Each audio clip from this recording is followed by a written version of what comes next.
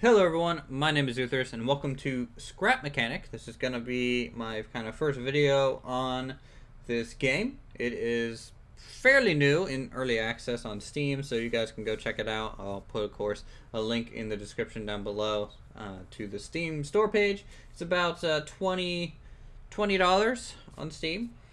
Not too bad, though maybe a little pricey for some people for an early access game. But it is fairly stable, and you can actually, do some pretty cool stuff, which I'm going to be showing you today, and basic building mechanics.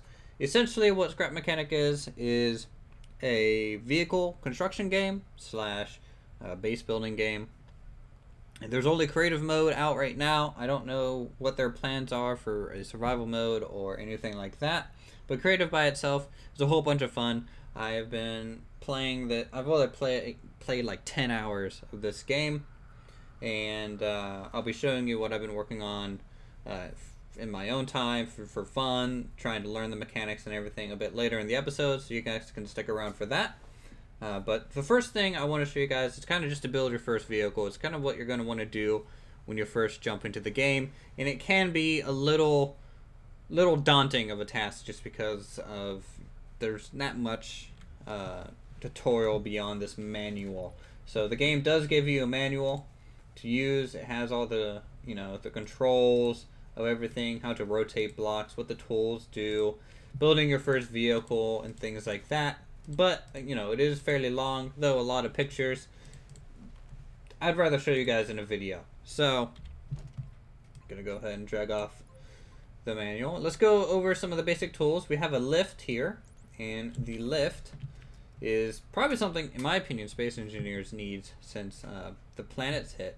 It's an item, and that's basically a piston that's just controllable through hotkeys. You can place it anywhere. You can pick up items and place it onto the lift, and that way you can work on things without having to fly around. So that's something, in my opinion, that maybe space engineers can benefit from. We have your sledgehammer, which you can push items around if it needs a nudge to move into a location. A wiring tool, connection tool to wire things together, and of course your handbook. You can open up this menu, by the way, by pressing I for inventory. These are all the blocks. There's a lot of decoration blocks to choose from, and if you layer these very well, you can build some pretty cool things, which hopefully I can show you a bit later, like I said. And you got your standard building blocks of different materials. You got your mechanical blocks, from thrusters to wheels to engines to seats, sensory toggles, buttons, switches, things of that nature. So what you want to do is probably build your first vehicle, and you're going to want to drop down, of course, your lift so that you can work on it a whole lot easier. And then probably this seat. This is the actual full control seat. Any seat can be used to control buttons if you wire it up to do so, but this is the only seat that allows you to use the WSA and D keys as actual input keys as well. So if you want to control something, this is generally the best way to do it. With this seat here, I'm actually going to recenter this thing on the left so I can place blocks a little bit easier on it. And we're going to be making, I think, the first little car or transport vehicle out of just a metal block. Though it is heavy, weight does affect how well things perform and handle, and you'll have to adjust engine output accordingly. So something really heavy needs more engines, more engine output, etc. So we're going to pop this up, and I'm going to start by making probably a rigid framed vehicle, just to show you guys some basic mechanics, and then I can actually show you all maybe a suspension vehicle with actual bounciness to it, so it can actually traverse bumpier terrain a little bit better. So basically what I'm going to be making, I guess, is a little go-kart here for you all. And you can drag things, the Q and E keys, or Q and Shift Q, or your rotate buttons, and you can see the arrows where things are going to be placed, and you can drag out in those directions. So for this go-kart, I am going to, let's go a couple blocks outwards. I wouldn't mind having kind of a wider kind of center of gravity on this thing to prevent it from tipping, as it's not going to have any suspension. So it will be a little bit of a rough drive, but that's okay. It will suffice, and you can make things look fairly nice in the game by using other decoration blocks, but I don't want to get too complicated in this first build, as it's kind of an introductory video. So once you kind of have your frame, this is how I build things. So this is the frame of my vehicle. We'll want to worry about wheel placement, and you're going to need this item. This item here is a bearing. If you guys played Space Engineers, it's essentially like a rotor block in Space Engineers, except for it doesn't spontaneously explode, and it's a little bit easier to work with. It's a little bit more of a forgiving item in this game. So you got your bearings, and then I'm going to use this smaller wheel. There is a big wheel and a normal size wheel. The normal size wheel is pretty much all we need for this thing. It gives us plenty of ground clearance for what we got. So we got our 4 wheels, our 4 bearings, and we can drop in an engine. So let's see if I can actually do this. There we go. Now if I hop in, actually I can't do anything at this point because there's some wiring of items that need to be completed, and as you can see, when we hold our wiring tool, you can see all the connection points. So you can see all of our rotors, our seat connection, our engine. The engine, if you don't connect it to a seat, and when you turn this thing on, it's going to remain on until you turn it off. So it's always good to connect it to the seat if you're making a vehicle or a switch of some kind, so it's toggleable on and off. Otherwise, your vehicle is just going to shoot off, and you'll have to chase after it. Now, other than that, we have to connect the engine up to these wheels, these bearings, as you want the engine to provide power for movement. Now the bearings do have a direction indicator. As you can see, these ones are facing different than those, so you had to make sure that everything is facing kind of in a forward direction for this vehicle. And technically, the gas engine, you can set different power outputs. I'm going to put a power output of 3, as I think really this is all we need to see this thing move. Now, to the people that have played this game, you're going to notice something's missing, but I'm going to get to that. So you can see we can move forward and backwards now, but I can't turn. Like, my character is turning the wheel, as you can see, but the wheels aren't turning. And that's because there's no rotor to actually turn the wheel. So that is something you're going to have to account for as well. And so if we hop out here, like this, I want the front wheels to turn. And to accomplish that, I'm going to have to adjust the frame a little bit. So we'll go ahead and get rid of the front wheels and the bearings. What we need is something like this. Something to provide an overhang. If we raise this up, I need these rotors facing in a horizontal position to provide that turning motion. And then you gotta place a new block down on them. And it looks like they would be connected here, but it's actually not. Rotor blocks kind of they have a little bit of a forgiving space to them, so you can kind of rub them up against other blocks without too much hassle. And then once you have these, you have to connect these to the seat and make sure they are set in the right direction. If they aren't set in the right direction, you can just look at the bearing and change the orientation. And now what we need is those side bearings again. I'll lower this back down.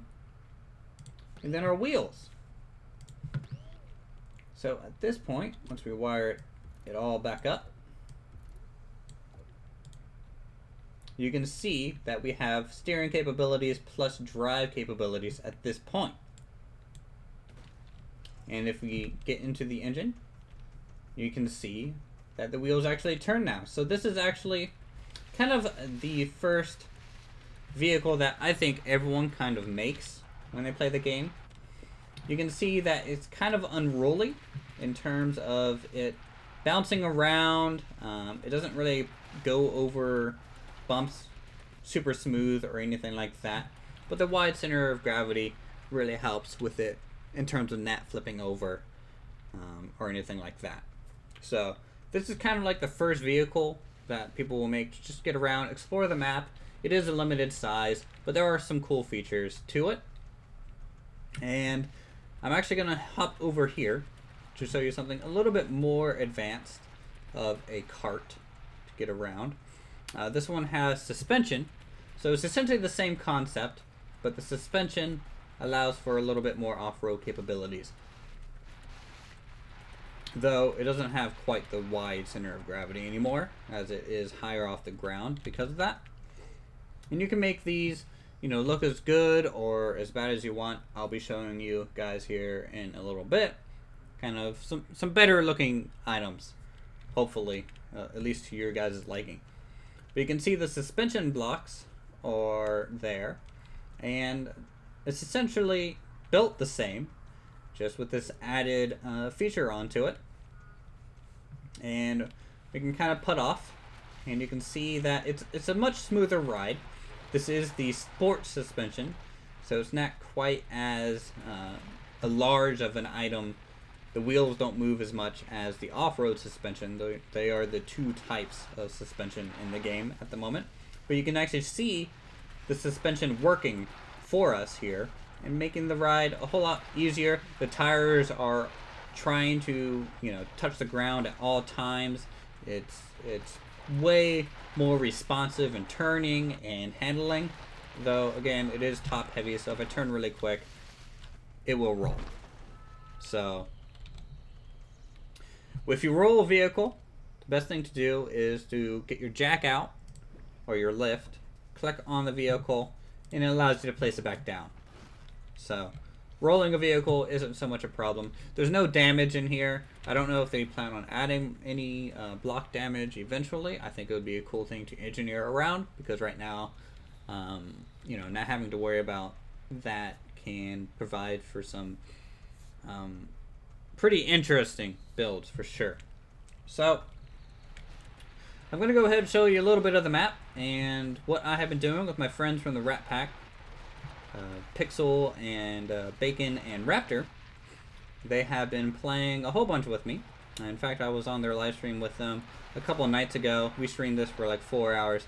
It was a whole bunch of fun and shenanigans, from making rockets to tanks to motorcycles. It was pretty crazy and a whole bunch of fun.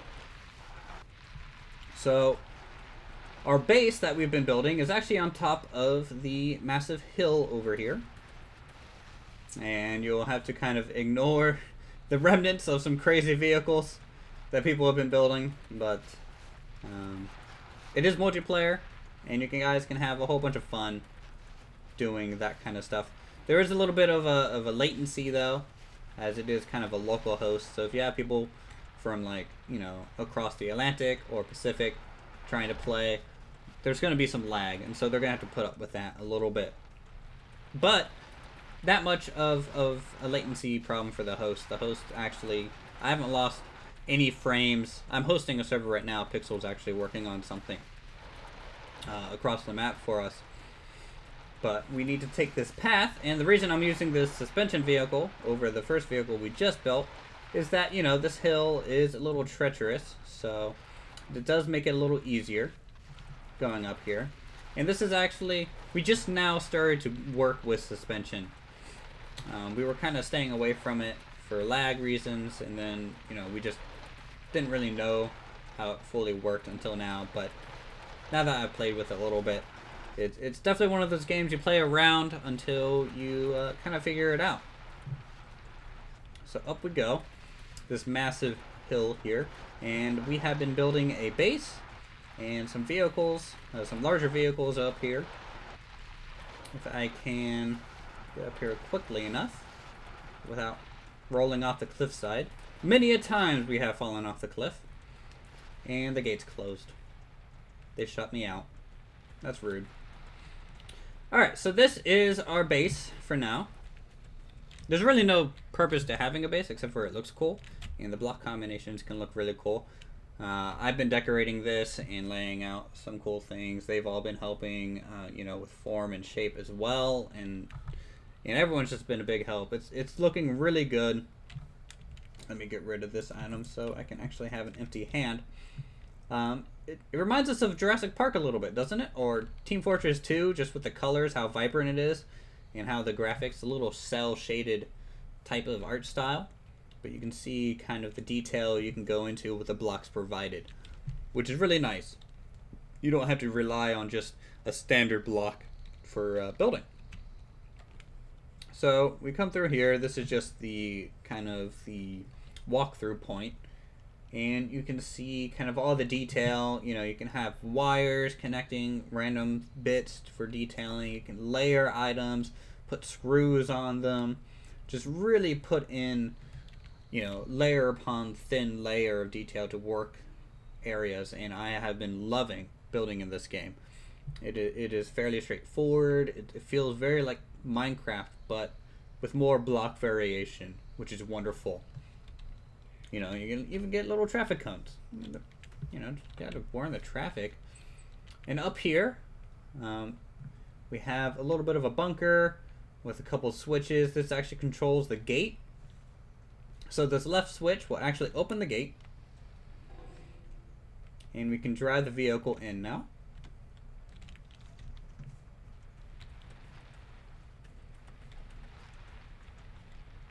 Just like this. There we go. We park it over here, at least for the time being. And I'll go ahead and shut them out because they were so kind to do so. For larger vehicles, as you can see, we do have a walkway here. This side of the wall isn't really complete yet, so you guys can kind of ignore that. But this walkway here for larger vehicles actually is a drawbridge, so it can lift up, providing extra clearance for larger vehicles as we do need it. We have a, I believe, a BTR. Pixel built a BTR. It's a troop transport, I believe, with an autocannon on top. And it is right up here. It is a pretty cool vehicle, fairly detailed.